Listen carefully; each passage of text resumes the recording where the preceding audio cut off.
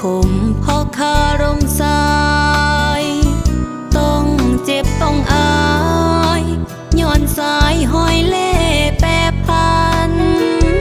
เที่ยวสมหญิงอื่นว่างามไปทั่วทุกวัน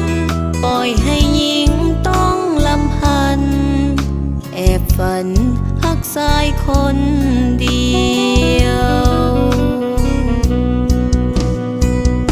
โลกของความจริง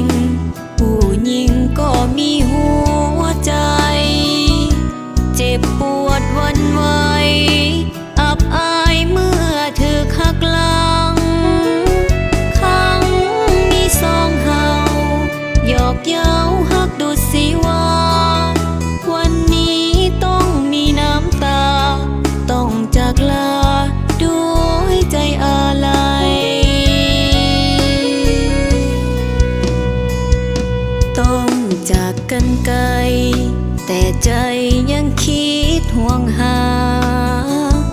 แก้มเปื้อนน้ำตาจากลาด้วยความจำใจของอายมีอื่นแบ่งปันดังสายหลายใจสุดหักห้ามใจบ่ไหวต้องจากไปด้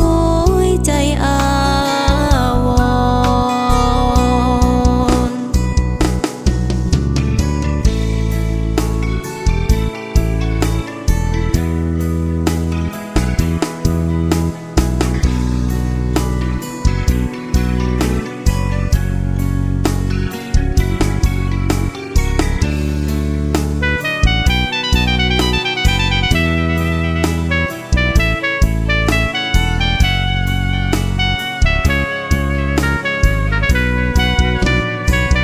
โลกของความจริง